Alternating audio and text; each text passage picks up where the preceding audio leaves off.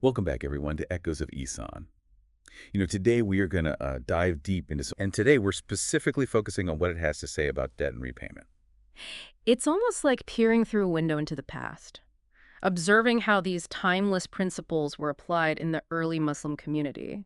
And one of the first things that struck me was how strongly the Prophet Muhammad condemned the act of delaying debt repayment, especially by those who have the means to pay. You're talking about Hadiths 486 and Right, 487, right? Where he explicitly states that delaying repayment when you're capable of paying is a form of injustice. Yeah. It really stood out to me, too. It wasn't just about fulfilling a financial obligation. It was about the ethical dimension, the potential hardship and stress caused to the person you owe. Absolutely. You see, in those times, loans were often a lifeline, a way for people to navigate difficult circumstances. Delaying repayment could have a ripple effect, pushing someone deeper into hardship, preventing them from meeting their own obligations, or even creating tension and mistrust within the community. It makes you realize that something as seemingly simple as paying a debt on time can have such profound implications. It's about recognizing the humanity of the person you owe, respecting their needs and circumstances, and upholding your end of the agreement. It's like a silent promise, a commitment to fairness and respect woven into the very fabric of the transaction. It is. It's a perspective that we can all benefit from, especially in today's world where consumer debt is so prevalent. Yeah. Think about those struggling with credit card bills, student loans, or medical expenses. Delaying payments only adds to their burden, creating a vicious cycle of financial strain. These hadiths remind us to approach these situations with empathy and a sense of shared responsibility. It's like that old saying, do unto others as you would have them do unto you. Exactly. It's about putting yourself in the shoes of the person on the other side of the transaction. Right. And acting accordingly. And speaking of profound implications, the next hadith we're going to discuss really highlights the weight that was given to fulfilling financial obligations, even in death. It's the story in Hadith 488a, where the Prophet Muhammad refuses to lead the funeral prayer for a man who had died in debt. That's a powerful image, isn't it? In Islamic tradition, the funeral prayer is a communal act of respect and supplication for the deceased, Yeah. led by someone of high standing. The fact that the Prophet Muhammad himself refused to lead the prayer until the debt was settled speaks volumes about the seriousness of the matter. It's like he was saying, this debt must be addressed. It's not something we can simply ignore or brush aside. Precisely. Yeah. And what's even more remarkable is that Abu Qatar, a companion of the Prophet, steps forward and settles the debt, allowing the funeral prayer to proceed. It's a beautiful act of communal responsibility, demonstrating how the community as a whole is invested in ensuring that financial obligations are met, even in death. Yeah. It's a beautiful example of how the community rallies around those in need, upholding a system of collective care and support. I was struck by the cultural context here. Funeral prayers are incredibly important to Islam. To have the Prophet himself lead the prayer would have been an immense honor. The fact that he was willing to forego that honor until the debt was settled really emphasizes how deeply these financial obligations were ingrained in the social fabric. It's almost like it was woven into the spiritual fabric as well. You see, in Islam, dying free from debt is considered a blessing. It's about ensuring that one enters the afterlife without this burden weighing on their soul. And in this hadith, we see the community coming together to make that possible. It really adds a whole other layer of meaning to the act of debt repayment, doesn't it? It's not just about money. It's about spiritual well-being, about ensuring a peaceful transition into the next life. It is. And there's another hadith in this collection, Hadith 488b, that explores the theme of debt and faith in a completely different but equally captivating way. It's the story of the debtor who throws his repayment into the sea, trusting in Allah to deliver it to the lender. Oh my gosh, that story. It gave me chills when I first read it. It's like something out of a fable, a testament to the power of faith and divine providence. Here's this man faced with seemingly impossible odds, and yet he chooses to trust, to surrender the outcome to a higher power. And then miraculously, the lender finds the money. It's just, wow. It is a remarkable story, isn't it? And it beautifully illustrates the concept of tawakkul in Islam, which is this deep trust and reliance on God. The debtor, despite being in a desperate situation, did everything in his power to fulfill his promise. He could have easily kept the money, claiming he lost it, but he chose to honor his commitment, even if it meant throwing the money into the vastness of the sea. It's like he was saying, I've done my part, now I'm leaving it in God's hands. Right. And that takes an incredible amount of faith. And this story isn't just a heartwarming anecdote. It speaks to a broader principle, the importance of keeping promises, even when faced with seemingly insurmountable obstacles. It's a powerful message of hope, resilience, and the belief that sometimes things work out in ways we can't even imagine. It's a reminder that even when things seem bleak, even when logic dictates otherwise, there's a power in trusting, in surrendering to something greater than ourselves.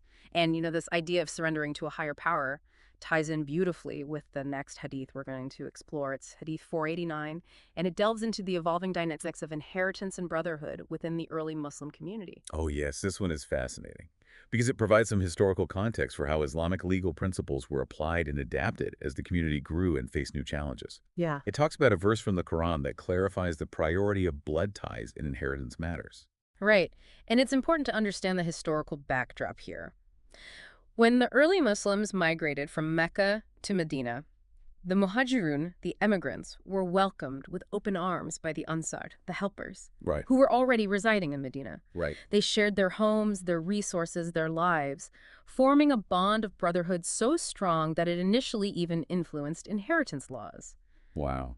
But as the community grew and became more established, this verse from the Quran clarified that while the bond of brotherhood was strong, blood ties would take precedence in inheritance matters. Wait, hold on. I need to make sure I'm following this. So you're saying that at first, because the bond between the Muhajirun and Ansar was so strong, they were almost like family. Yeah. And that even affected how inheritance was distributed. Exactly. It was a testament to the incredible spirit of unity and selflessness that characterized the early Muslim community. They saw themselves as one, sharing everything they had.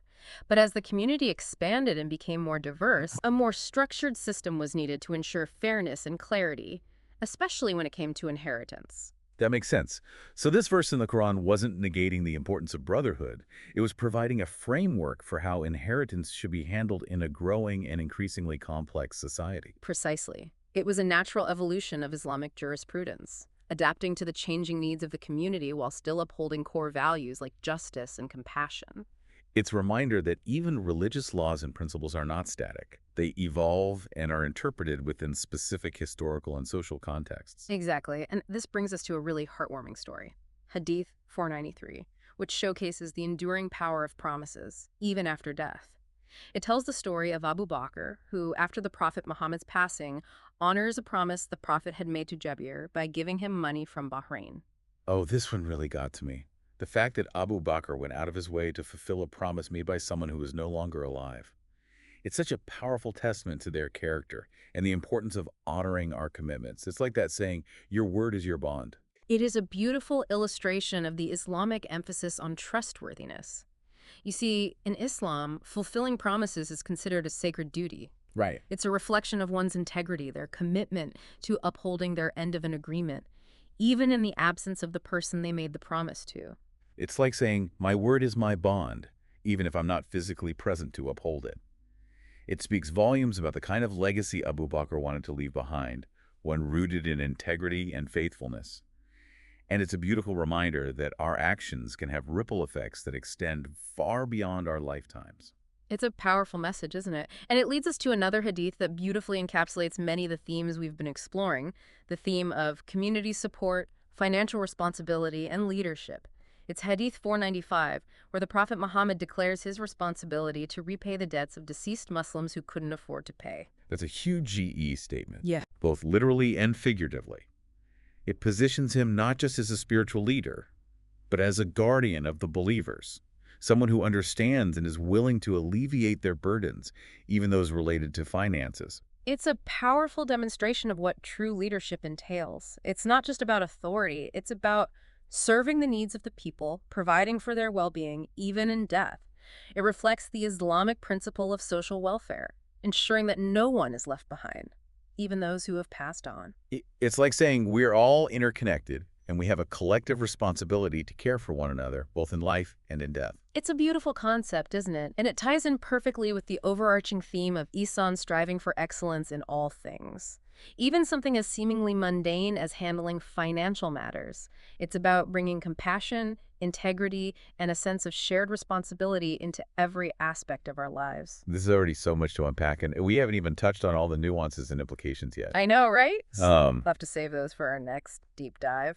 yeah, I'm looking forward to it. So join us next time as we continue our exploration of Sahih Bukhari and delve deeper into these profound teachings on debt and repayment. See you then. See you then. And it really makes you think, are there lessons here that we can apply to leadership roles in our own communities in our own times? I think so, absolutely. It speaks to the idea that true leadership isn't just about wielding power. It's about serving the needs of the people, understanding their struggles, and working to create a more just and equitable society. Exactly. And speaking of decisions, there's another hadith in this collection, Hadith 494, that provides a fascinating glimpse into the early days of Islam and the challenges faced by the Prophet Muhammad and his companions. It's a bit of a longer story, but it's rich with historical context and offers some intriguing insights into the concept of compromise and the pursuit of faith under pressure. Oh, yes. This one is captivating. It's the story of Abu Bakr, the Prophet's closest companion, and his desire to emigrate to Ethiopia to escape persecution in Mecca. But then he encounters Ibn Adagna, a tribal leader known for his fairness and wisdom, who offers him protection and convinces him to return to Mecca. It's a pivotal moment, isn't it? You have Abu Bakr deeply devoted to his faith, but also deeply respected within Meccan society, known for his honesty, his generosity, his commitment to helping those in need regardless of their beliefs. It's interesting how Ibn Adagna recognizes Abu Bakr's good character and the valuable role he plays in Meccan society. He understands that Abu Bakr is an asset to the community, not a threat. Precisely. Ibn Adagna sees the inherent goodness in Abu Bakr and the positive impact he has on those around him. He understands that persecuting someone like Abu Bakr would only harm the community as a whole, so he offers him protection, vouching for his safety, and convinces him to return to Mecca and practice his faith discreetly. But this compromise comes with a condition, right? The Quraysh, the leading tribe of Mecca at the time, were becoming increasingly concerned about the spread of Islam. They were worried about its potential to disrupt the existing social order, the power dynamics, the traditional ways of life. So they asked Ibn Adagna to tell Abu Bakr to limit his worship to his home, to avoid attracting followers. Exactly. They saw Abu Bakr's growing influence and felt threatened. They wanted to contain this new faith to prevent it from gaining momentum, and Abu Bakr, ever the peacemaker, agrees to this compromise, demonstrating a remarkable level of restraint and a willingness to prioritize harmony within the community. It's like he was saying, I'm willing to practice my faith privately to respect the concerns of others, even if it means limiting my outward expression of my beliefs. It's a powerful testament to his character. He builds a mosque in his courtyard, creating a sacred space within the confines of his own home. He prays there, recites the Quran, and for a while this delicate balance is maintained. But his compassion and devotion to his faith eventually lead him to start praying and reciting more openly, attracting the attention of others, particularly women and children, who were drawn to his message of peace, equality, and submission to the one God. You can almost imagine the scene, can't you, Abu Bakr, with his gentle demeanor and his heartfelt words, sharing his newfound faith, captivating the hearts of those who longed for something more, something deeper than the prevailing beliefs of the time. It's like a ripple spreading outwards, touching the lives of those who were seeking solace, meaning with connection to something greater than themselves. And of course, this heightened the Quraysh's fears. They felt their power slipping away, their influence waning. They approached Ibn Adagna again, putting pressure on him to enforce the agreement. And poor Ibn Adagna is caught in this impossible situation. He's made a promise to the Quraysh, but he also respects Abu Bakr and recognizes his sincerity. It's a classic dilemma, isn't it? Trying to uphold one's word while also trying to do what's right to navigate a complex situation where there are no easy answers. And in this pivotal moment, Abu Bakr makes a profound decision. He chooses faith over security principle, over comfort. He says to Ibn Adagna, I revoke your pledge of protection and am satisfied with Allah's protection. He surrenders to a higher power, trusting that he will be guided and protected, even in the face of adversity. It's a powerful act of defiance, a declaration of unwavering faith. He's essentially saying, I will not compromise my beliefs, even if it means facing persecution. And this act, in a way, paves the way for the Prophet Muhammad's eventual migration to Medina. Right. The Hadith tells us that the Prophet Muhammad had a vision of a safe haven, and it turned out to be Medina, a city north of Mecca, where a community receptive to his message was emerging. He encouraged his followers to migrate there to escape persecution and establish a community founded on the principles of Islam. And Abu Bakr, always the steadfast companion, is eager to accompany the Prophet on this momentous journey. He prepares meticulously, feeding his camels for months, ensuring they are strong enough for the arduous journey ahead. This hadith, although it doesn't directly address debt, provides invaluable context for understanding the environment in which these principles of financial responsibility were being established. It highlights the immense challenges faced by the early Muslim community, the sacrifices they made for their beliefs, and the unwavering faith that sustained them through hardship. Exactly. And it's within this context that the Prophet Muhammad's pronouncements on debt and repayment take on even greater significance. They were establishing a system of ethics and social responsibility amidst immense pressure and uncertainty. It makes their commitment to fairness and compassion all the more remarkable, doesn't it? It truly does. And speaking of remarkable commitments, let's transition to another hadith that showcases the Prophet Muhammad's leadership and his profound sense of responsibility for the well-being of his community. You're talking about Hadith 495, right? The one where the Prophet Muhammad declares that he will personally take on the responsibility of repaying the debts of deceased Muslims who couldn't afford to pay. That's the one. It's a powerful declaration that underscores his role not just as a spiritual guide, but as a guardian, a protector, someone who understands the burdens people carry and is willing to alleviate them even after their passing. It speaks to a level of empathy and compassion that is deeply inspiring. He's essentially saying, I will not allow their debts to weigh them down in the afterlife. I will take on that responsibility myself. It's a remarkable gesture, isn't it? And it highlights the importance of social welfare in Islam, ensuring that the community cares for its most vulnerable members, even in death. It speaks to the collective responsibility to support one another, to create a safety net for those who are struggling to ensure that everyone has a chance at a dignified life, free from the crushing burden of debt. This is such a rich and multifaceted topic. I feel like we're only scratching the surface here, and there's so much more to unpack. But we'll continue our exploration of Sahih Bukhari and its timeless wisdom on debt repayment and the pursuit of Ihsan. And it's about recognizing that financial transactions are not just about the exchange of money. They're opportunities to build trust, to strengthen relationships, to create a more just and equitable society. It's almost like every financial interaction becomes an act of worship, a way of embodying the values of Islam in our daily lives. And that brings us back to one of the key themes we've been exploring: the importance of promptness and fairness in repaying debts. The Prophet Muhammad's strong condemnation of delaying repayment, especially when one has the means to pay, speaks volumes about the ethical weight given to this principle. It's about recognizing that delaying repayment can have a ripple effect, causing hardship and stress for the person you owe. It can strain relationships, erode trust, and even create a sense of injustice within the community. It's like saying, your financial well-being matters to me. I respect you enough to honor our agreement and fulfill my obligation in a timely manner. Exactly. It's about treating others with the same dignity and respect that we would want to be treated with. And it's a principle that applies not just to personal loans, but to all forms of financial obligations. Think about businesses paying their employees on time, contractors fulfilling their contracts, governments honoring their financial commitments to their citizens.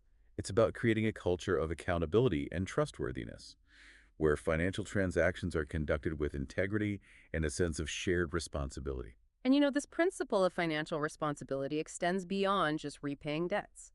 It encompasses all aspects of our financial lives, from how we earn our money to how we spend it, how we invest it, and how we use it to support our families and our communities. It's about being mindful of where our money comes from, ensuring that it's acquired through ethical and halal. It's about being conscious of our spending habits, avoiding extravagance and wastefulness, and prioritizing needs over wants. It's about investing our money, wisely supporting businesses and initiatives that align with our values, and contributing to the well-being of our communities. It's about using our financial resources to make a positive impact on the world, to create a more just and equitable society, to leave a legacy that extends beyond our own lifetimes. And as we reflect on these teachings from Sahih Bukhari, I'm left with this profound sense of awe and inspiration. These hadiths were revealed centuries ago, yet they speak to us with such clarity and relevance today. They offer a timeless roadmap for navigating the complexities of our financial lives with integrity, compassion, and a deep sense of responsibility. They remind us that even in the realm of finance, there's a spiritual dimension at play, a connection to something greater than ourselves, a calling to embody the values of Ihsan in all that we do. So as we conclude our deep dive today, I invite you to consider how these teachings can inspire you to cultivate greater financial responsibility and social awareness in your own life. How can you bring greater fairness, compassion, and trustworthiness into your financial dealings? How can you use your financial resources to make a positive impact on the world? What legacy do you want to leave behind? These are questions worth pondering, questions that can guide us towards a more meaningful and fulfilling life, a life that reflects the timeless wisdom of these ancient teachings. Thank you for joining us on this journey of exploration. We hope these insights from Sahih Bukhari will continue to resonate with you long after this deep dive ends. Until next time, may your pursuit of Ihsan illuminate your path to Pa.